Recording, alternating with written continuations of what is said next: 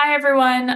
My name is Aneri Pattani. I'm a reporter with KFF Health News, where I've been covering the opioid settlement funds in a series of articles for a little over 2 years at this point.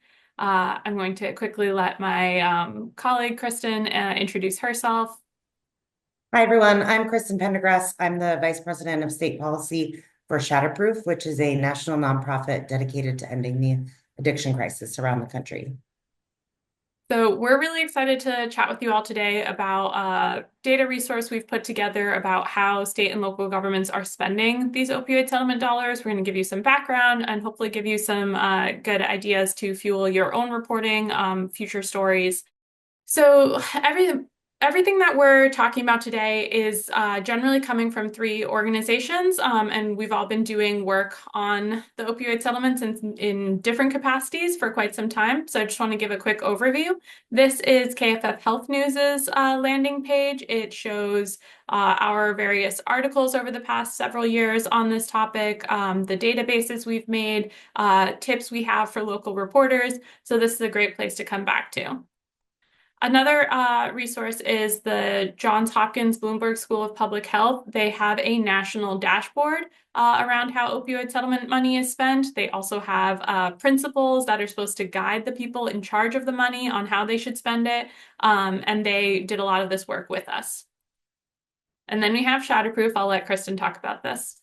Thank you. Yes, Shatterproof, as I said, is a national nonprofit. We got involved in the opioid settlement funds really early, recognizing that this was a huge opportunity to address so many of the harms from the opioid crisis. So we were an early endorser of the principles that Aneri mentioned that Johns Hopkins University created.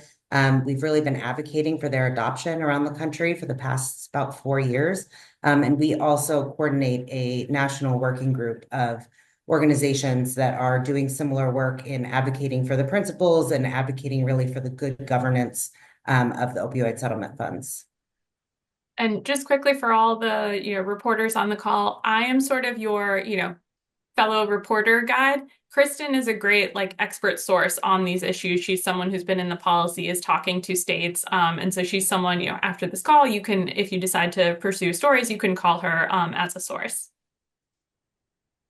So very quickly, I imagine a lot of you on this call already kind of know this, but there are a lot of opioid settlements out there, different agreements with different companies, and they are paying different amounts of money, totaling about more than $50 billion. But it's coming over a long period of time. So there are annual payments that have already started and that will continue through 2038. And this is just, you don't have to memorize the companies or the exact amounts, but this is to give you an idea of how many different companies and agreements are involved. And collectively, we kind of talk about these as the opioid settlements.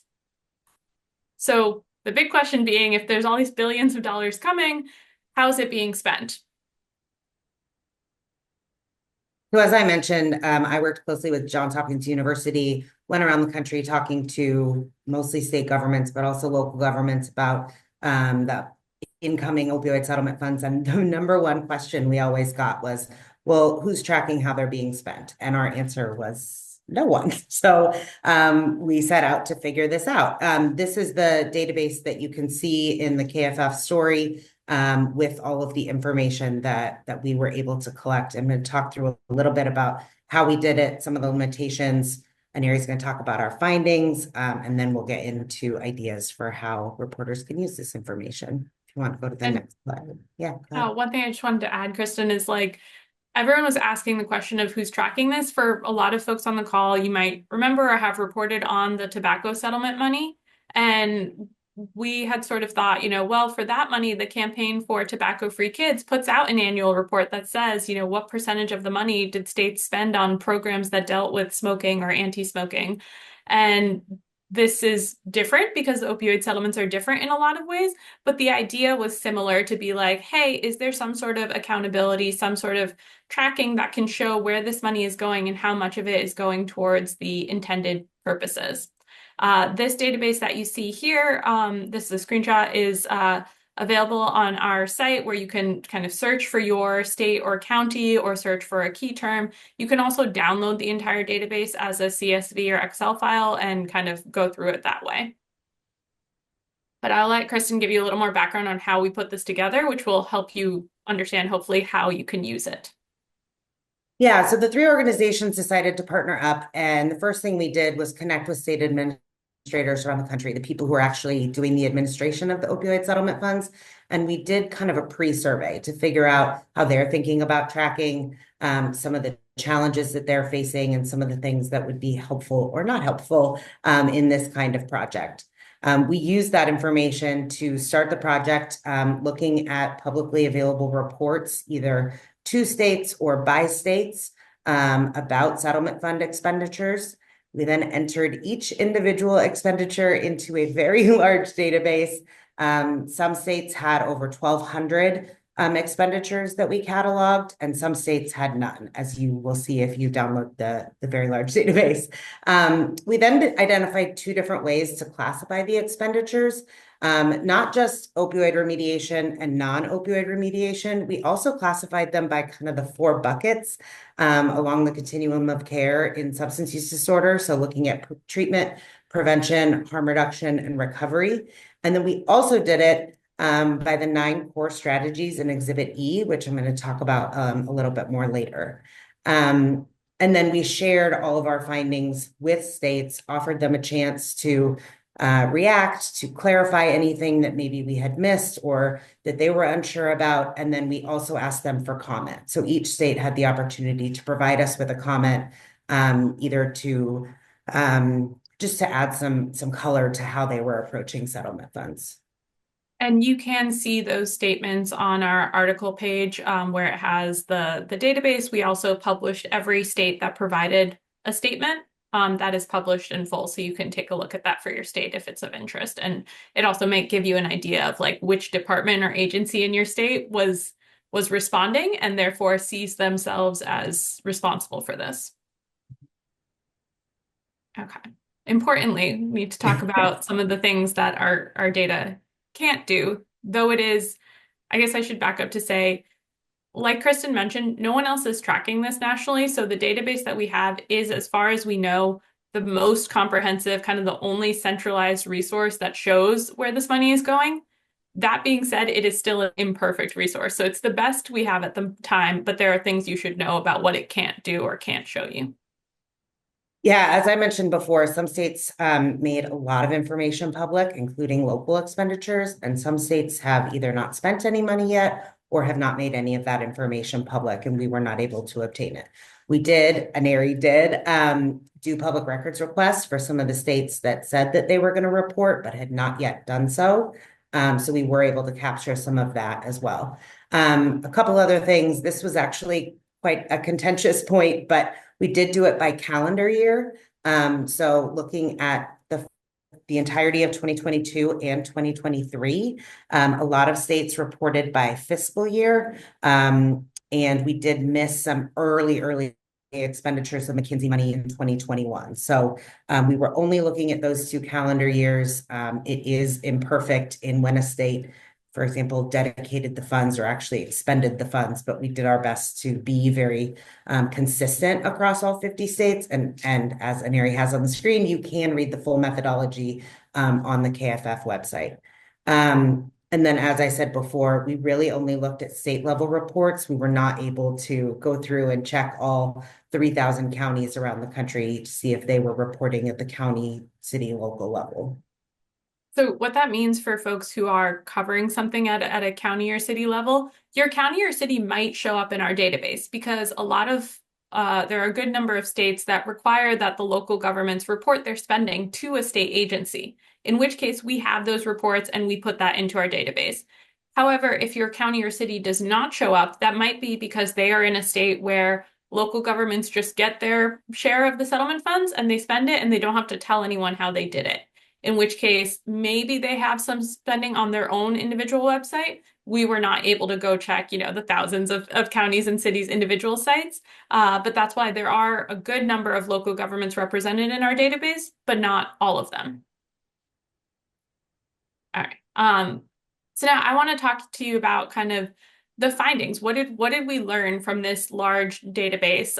These are obviously findings at a national level I'm going to talk to you about, but they will be replicable for a lot of local reporters. Some of these findings you're going to see similar themes at your state level, at your county level. Or if your state and county is different, it's kind of interesting to compare them to these national trends and understand why. So one of our first, big picture findings was just we were able to track about $6 billion of opioid settlement funds went out to state and local governments across the country in 2022 and 2023. So that's how much they ended up with in their hands. We found that they spent about 1/3 of that on a variety of different expenditures. Another third they sort of set aside. So a lot of times it would say like, hey, this is sitting in the opioid settlement bank account, or, this is going to be used in the future. We haven't determined how we're going to spend this yet. And then about a third of that 6 billion, so about $2 billion, we just couldn't find any information on. As Kristen said, all of our information comes from public records, either ones that were posted online or that we requested. But there are lots of communities that do not have any requirements to report publicly or produce any documents about this money. So that's why about a third is untrackable. And if your community falls into that third, I think that's worth pointing out. A lot of readers were really surprised and concerned with that figure. In terms of the expenditures we were able to find, to give you an idea of like where they were falling, the biggest recipients tend to be treatment and recovery services. So on average, a state gave about 18% of their funds to treatment, 14% to recovery. Harm reduction came after that, and prevention was fairly low. Actually, a lot of states were not putting as much of their funding into prevention. And the graphic you see here, there are a lot of great data visualizations, courtesy of my colleague, Lydia Zara, that you can see in our article. And most of these are interactive, so you can kind of play around with it and see how your state compares to others. So just to bring home the point of like who got the most money, as I mentioned, it tended to be treatment and recovery, putting some dollar amounts on that. So over $416 million went to treatment across the country. And then we sort of broke it down by state. So New York spent the highest dollar amount on treatment, but Kentucky spent the greatest percentage of like all the money put out there, the greatest percentage went to treatment compared to other states. And then when I looked at recovery, we saw New Hampshire actually spent the highest percentage because they put $18 million into a housing project for recovery housing. So there's like interesting nuggets within, who spent the most money. And this again is a data visualization where it's the default shows the nationwide commitments, but you can use the drop-down menu to see how your state compares and which services or strategies they've invested the most in. Of course, flip side of winners, who's losing out? We found less than half a percentage point of all the expenditures went to treatment for neonatal abstinence syndrome. This is children who were born exposed to substances in the womb. So these are newborns who often go through withdrawal symptoms.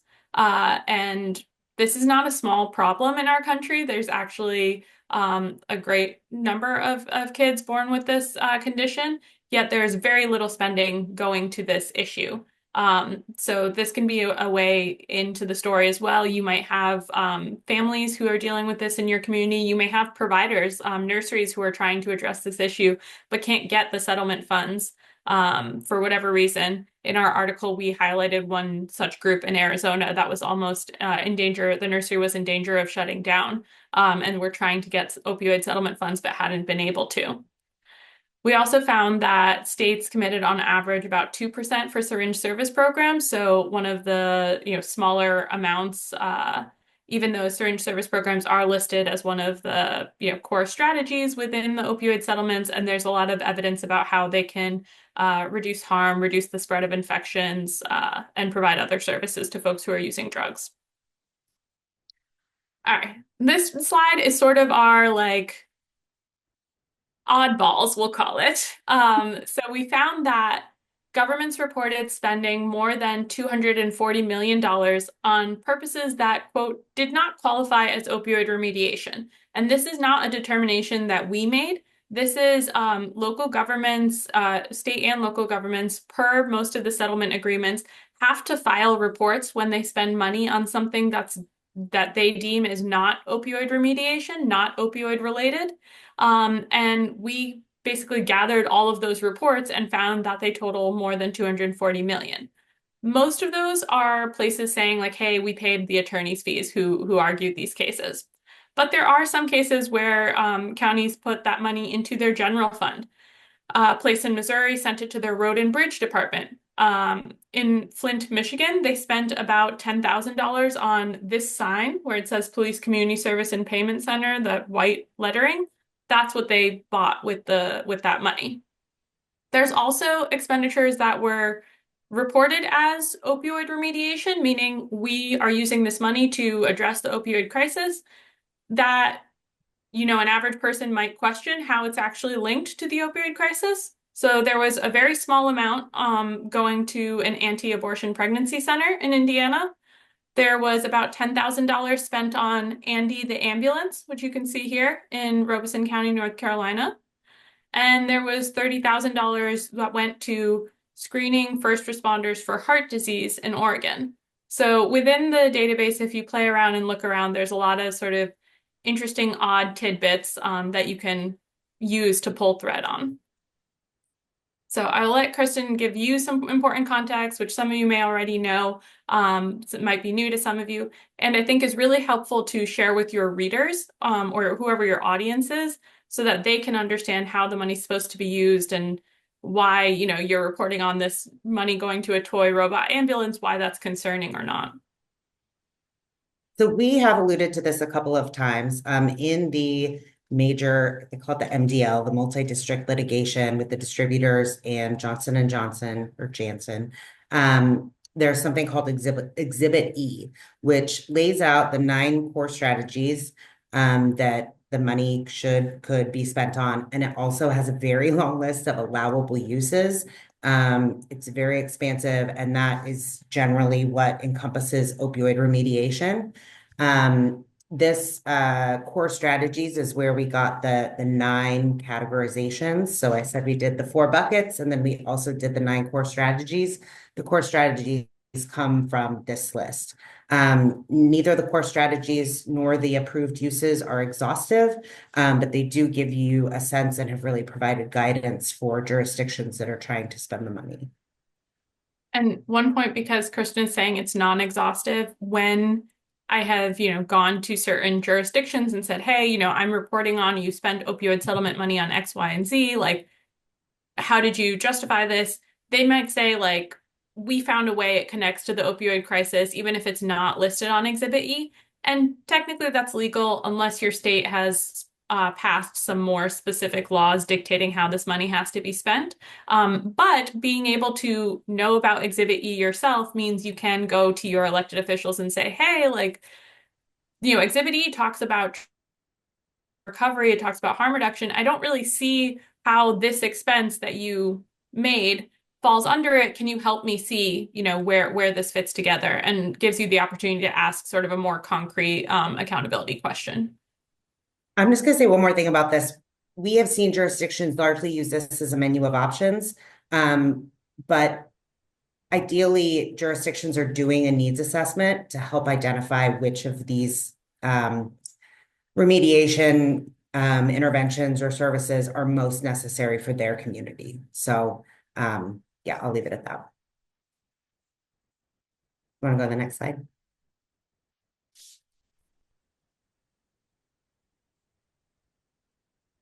Hi there, are you back? Yes. Okay, sorry if I was frozen, I I think. wasn't sure if it was me or you. Okay. Go to the next slide. Next slide? Yeah. Okay. So we have also alluded to this, 85% of the funds received by jurisdiction must go to opioid remediation. That means that 15% is allowed to be spent on non-opioid remediation. As Aneri talked about, most of that we see is going to lawyer legal fees. We did just want to point out that there's not a lot of accountability for this. This is the distributors agreement, and it says that the actual companies, the distributors, are basically responsible for enforcing this. We have seen some states be a little bit more, provide a little bit more accountability, but for the most part, there's not a ton of accountability in how states or local communities are spending their funds in terms of remediation versus non-remediation. And I personally think that the media plays a huge role in this in providing some accountability and allowing the public to provide some accountability. And Aneri, I will, anything? oh, sorry, go ahead. No, I was just gonna ask if you wanted to add anything on that. Yeah, I was gonna say, I will echo that. Obviously, I'm biased. I'm a reporter. I think reporters can play a big role in this, but I will say I was literally I was on the phone yesterday with someone who is like head of a council that oversees some of this settlement money, and they were telling me, we have all these guidelines, but there's not teeth to it in most places. There is no one overseeing it, enforcing it. It's not really clear how to make sure people follow the guidelines, except when a journalist covers what's happening and then the public gets upset, and then we suddenly have to make sure we're back on track. So that to this point, there's a great opportunity for reporters to play a role here, to join this coverage, to talk about what's happening in your city, in your county, or your state with this money. Pretty much everyone is getting some settlement money, everyone meaning every jurisdiction. So no matter where you live, this is probably a story that you can cover. Um, we have a Localize This webpage on kffhealthnews.org that kind of similar to what we're talking about now, goes through tips, sort of step by step, where you might want to start. It links to the big database that we've been talking about, but other databases that we've created as well. So you can track sort of how much money has landed in your community so far. Then you can use this more recent database to see how much has been spent. You can see some of the previous articles we've done and have other resources there to kind of help you dig into this topic. It is large and kind of wonky and complicated, but once you kind of do the background legwork once, you may have stories to tell for like years. If you're me, I'm now on my third year of reporting and still have too many stories that I can't get to. So I think there's a lot of room here for accountability, for following the money, for the public health aspect of this, right? The whole reason this money is flowing is because there was an addiction and an overdose crisis, and that has continued in large part. And so there are a lot of angles into this. All right, some specific story ideas. I will get started and then I will let Kristen hop in as well. So one of the most basic things is look at our database, see what your community has spent its money on, and tell people. A lot of times this is really basic information, but no one knows. And I have heard from so many parents who have lost their kids to overdose, individuals who are in recovery themselves, who are just wondering, how did this money get used? Where did it go in my community? I have no idea.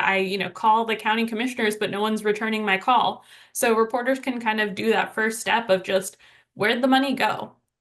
The other thing you can do is compare the spending between different local communities. If you're covering a state or if you're covering a region, did one place spend a lot of money in the first 2 years, the 2022, 2023, while another place kind of sat on the funds?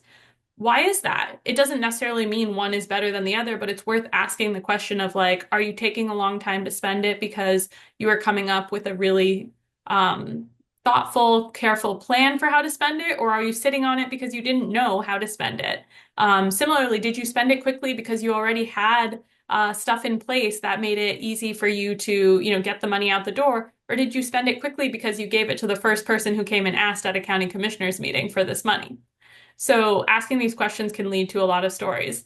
The other thing is look at the classifications. Did one place spend a lot of money on treatment and another on harm reduction? Or one place spent a ton on prevention and the other place spent nothing? Again, it doesn't necessarily mean one is better or one is right, but asking those questions can help you get into how elected officials are thinking about this money and share their priorities so that your audiences can see if they agree or not. And if they don't, right, giving them that information then gives them the opportunity to go to leaders and say what they want to be done differently.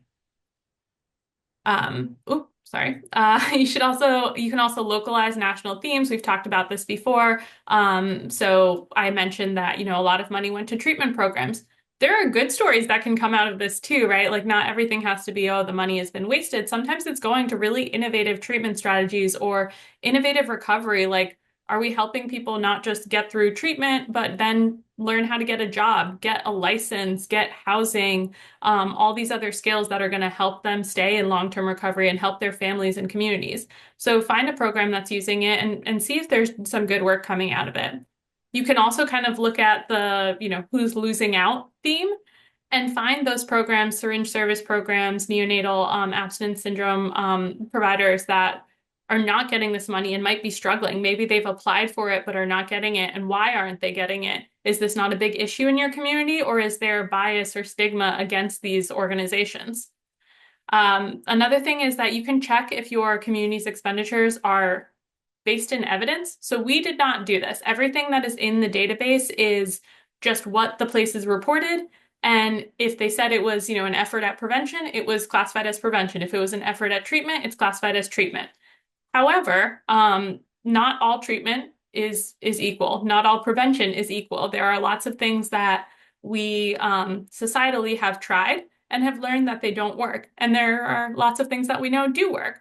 So you can look at what your community spent and talk to researchers. You can read, I've done particular articles on, prevention and money going to things like the DARE program and why that has been shown not to work versus money going to mental health initiatives that have been shown to work. So you can read some of those things. I'm happy to also chat with folks about this, what is evidence-based or not. And I know Kristen can be a great resource on that. What do we know? What does the research show?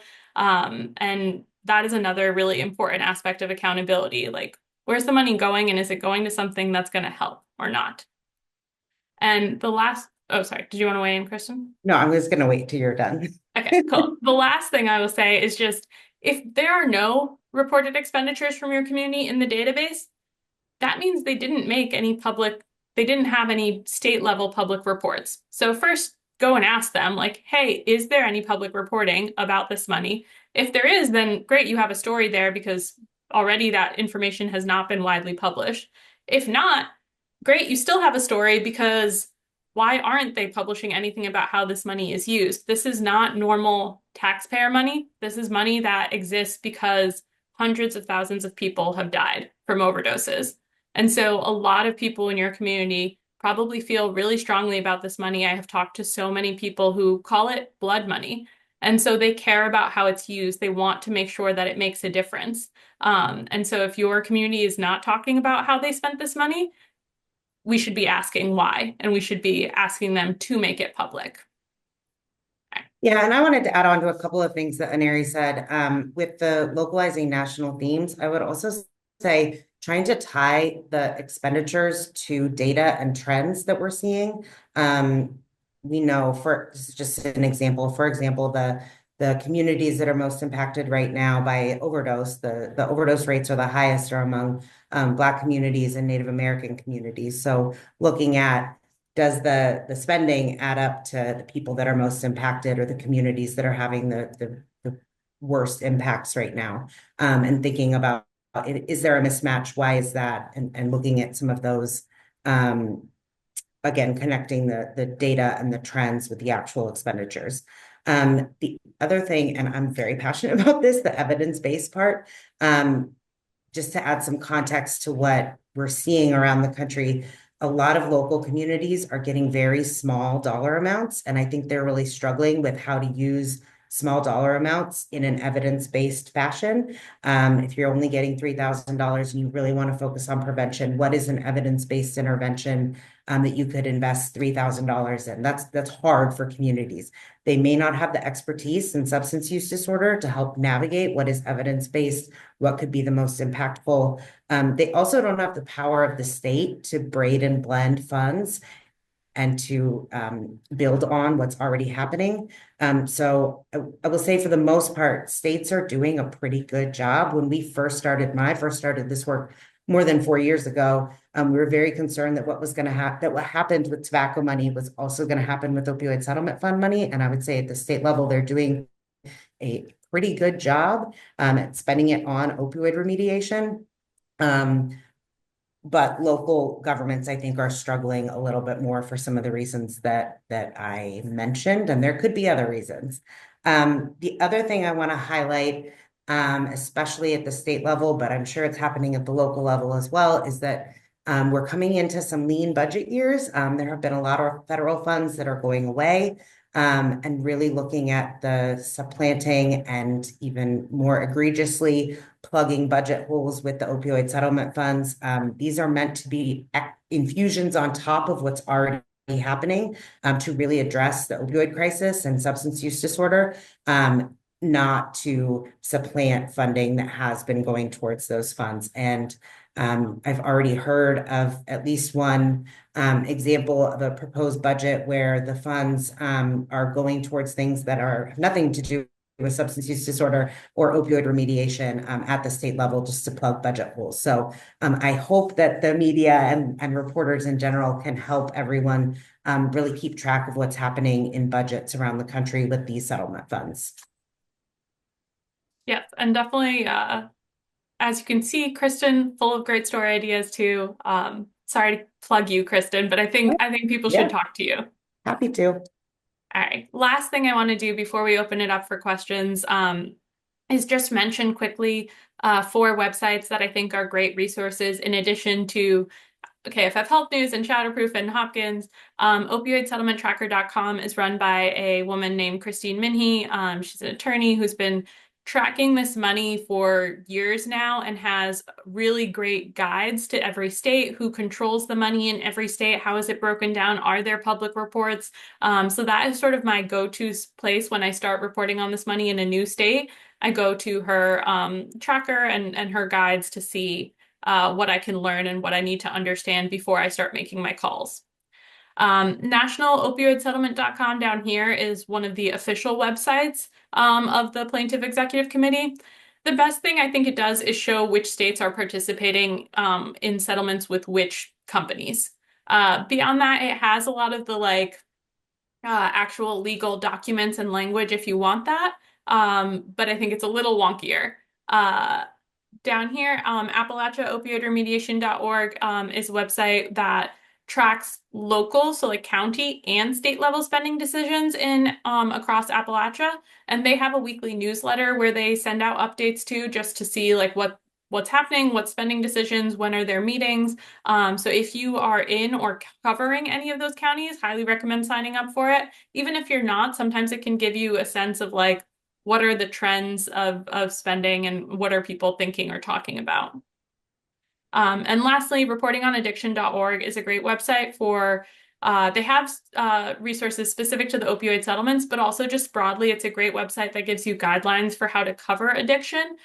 Whether you're a health reporter or, financial reporter, a government reporter, a law enforcement reporter, you're probably going to come across addiction in some way. And there's a lot of things we can do as reporters to make sure we are accurate and responsible in the information we're sharing with the public and not sort of perpetrating stereotypes or myths or things that are create a lot of stigma and aren't true. So they have great resources. And one thing I will highlight is they have a Slack channel that reporters can join. And there is a specific channel in there for opioid settlements where I know a bunch of folks on this call. I see we know each other from that channel. We share each other's stories. We ask questions like, hey, I'm reporting on this. Has it happened in your state? Or, I'm looking for a source on X, Y, and Z. Can you point me towards someone? So if you are going to be covering the settlements, this is a really useful space. Aneri, can I plug 2 more real quick? Yeah. They're more like for context and for just some more like subject matter information, but NACO's Opioid Solution Center is one of the few organizations that has resources and information about settlement funds at the local level. And then we've mentioned it already, but Johns Hopkins University, they have a separate website for the principles for the use of funds from the opioid litigation. They also have a blog that has a lot of like very timely pieces from experts that may be able to provide some story ideas, as well as a million resources and helpful information. Yeah, those are great. And just quickly for folks who don't know, NACO is the National Oh, Association of Counties. All our good. acronym soup. Yeah. Alrighty. With that, both of our contact information is here. We are happy to, follow up with folks afterwards, email us, ask questions.